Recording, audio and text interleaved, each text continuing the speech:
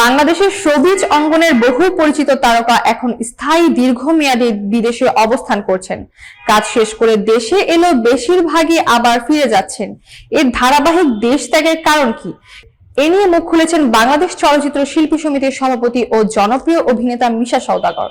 একটি বেসরকারি টেলিভিশনের অনুষ্ঠানে তিনি বলেন, দেশের শিল্পীদের কর্মসংস্থান উদ্বেগজনকভাবে কমে গেছে। আগে এফডিসিতে সকাল রাত শুটিং চলতো, এখন সেই পরিবেশ প্রায় নেই। তার ভাষায়, কাজ না থাকলে শিল্পীদের কি করার আছে? অমিত হাসান, মৌসুমী, ইমন, মাহি, আলেকজান্ডার বো কেউই ইচ্ছে করে বিদেশে যাননি। কাজ থাকলে কেউই যেতেন না। মিশা আরো বলেন, একজন শিল্পীর পেশাগত জীবন টিকিয়ে রাখতে পোশাক, গেটআপ, গাড়ি, থাকার মন সবই বজায় রাখতে হয়।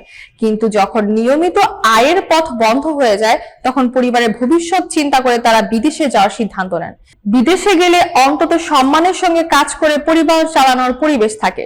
সাম্প্রতিক সময়ে অমিত হাসান, সাইমন সাদিক, জায়েদ খান, মাহিয়া মাহি, সাজু খাদেম সহ বেশ কয়েকজন শিল্পী বিদেশে স্থায়ী হওয়া বা দীর্ঘমেয়াদী থাকার সুযোগ নিয়েছেন।